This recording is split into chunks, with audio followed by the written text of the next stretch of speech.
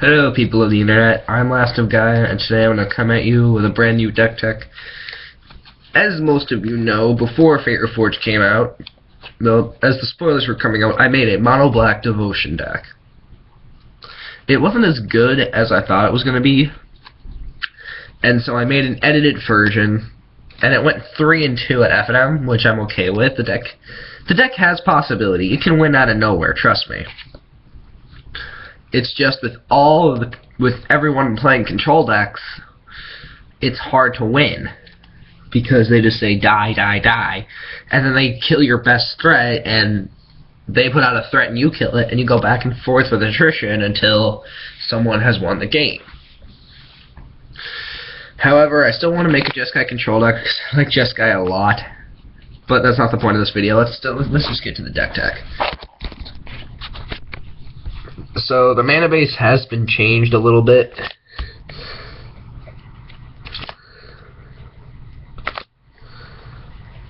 It is now just 24 basic swamps. The temples are nice, it's just I needed them for another deck. You know, the Sidisi-less whip deck. And I'm not running Evolving Wilds or Nykthos anymore, mainly because I'm not focusing as much on Delve as I was in my last deck, because I was playing, you know, a lot of murderous cuts and whatnot. So 24 basic swamps. The deck can function fine. If you want temples in or you want fetch lands or whatever, go for it. I honestly don't care.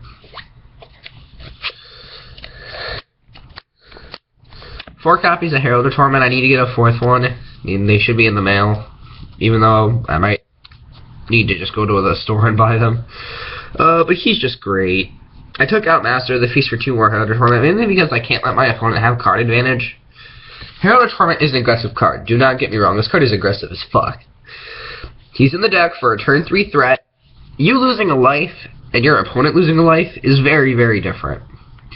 You have 67 different ways in this deck to gain back the life that you lose from this and your draw spells. If your opponent isn't playing green or white and they don't have life gain in their deck, then you're just gonna win. Wingmate Rock, feed the clan. The life gain lands. Fun stuff. 4 copies of Squelching Leeches. This is kind of why the deck transferred away from playing the temples, because they're not technically swamps. He's just a 4/4. The turn you put him into play, and he only gets bigger. And you know, his 2 devotion to black is amazing. I had Erebos in the side. Now he's in the main deck just because I hate Abzan a lot. They need to go kill themselves. And then main homeboy, 4 copies of Grey Merchant of Asphodel. He is your main win condition next to Palace Siege, which I'll get to. But Grey Merchant's just amazing. I love him. Then I have 2 copies of Indulgent Tormentor. This is just great for the extra card advantage. You don't play him turn 5 right until, like, Bile Blight or Lightning Strike. You play him when you have an answer. Let's just say they've got a Courser, and you want to block it.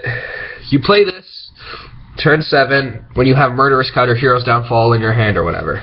You never play this turn 5 right into an answer. Now here's something you play turn 5, 2 copies of Archfiend of Depravity. This is basically the Jeskai token hater. They can stack tokens to collateral damage all they want, but the fact that you can only have 2 creatures means those tokens aren't sticking around much longer. You got a Rabble and a Seeker, all your tokens are gone, fuckboy. Then 2 copies of Ithonia the Cruel are still on the deck. I love this card.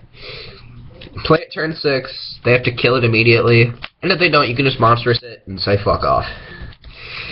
By the way, this deck is vulnerable to basically any planeswalker, so prepare for a lot of removal. 2 Bile Blight to deal with tokens, because I really hate tokens. Good old 4 Heroes Downfall. I hate planeswalkers a lot. They need to die. 1 Murderous Cut, just for extra removal. I cut down from 2 to 1 because we're not running all that many cards that go to the yard.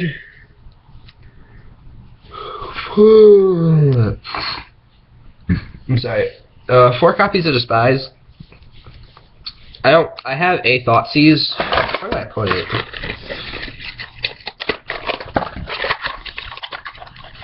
I do have a Thoughtseize. Just I'm trading it away so I can get some fetch lands for the control deck. But that's not the point. I would easily replace Despise with Thoughtseize any day of the week. But Despise, you know, it's just I had 4 of them, so I put them in the deck. And it is good in its own right. The draw spell is 4 copies of Sign in Blood.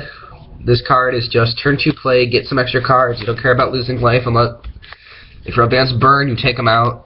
Same with 2 copies of Read the Bones. It's just nice for the additional scry. I just play Sign in Blood because it's a cheaper threat. And they more than likely won't counter it.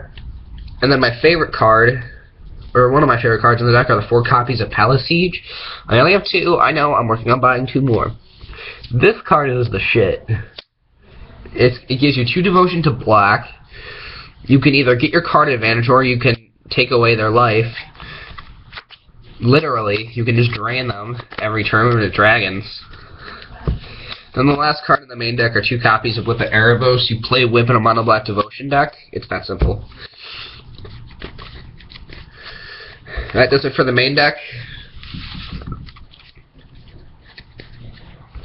Now we're going to go on to the sideboard. Now the sideboard is not perfect, I'll admit that. But here's what I got. 4 copies of Brain Maggot. I need to get 2 more FNM promo Brain Maggots because this thing is really cool. But yeah, it's just if your opponent's playing a control deck, just bring this in to take their threats. It's just nice having a lot of hand attack against control decks since you don't want them having things that you don't like. 2 copies of Grim Guardian. Some of you are thinking, why the hell is this in the side? It only gives 1 devotion. So does Brain Maggot. Shut up. This is just here because Herald of Torment triggers Constellation, Brain Maggot triggers Constellation, Whip triggers it. It's just nice. 1 Dark Betrayal and 1 Vile Blight just for extra removal. This kills Siege Rhino, this kills tokens. Be good. 2 copies of Grave Strength. Most people don't know what this does. This is a 1 and a black sorcery. You choose target creature, then you mill yourself for 3, and for every creature in your yard, it gets a +1/+1 counter. So basically, say you target Herald of Torment with this, and you mill 3 creatures, it gets +3/+3. It's amazing. I love it. I only play it in the mid to late game when I already have cards at the grave.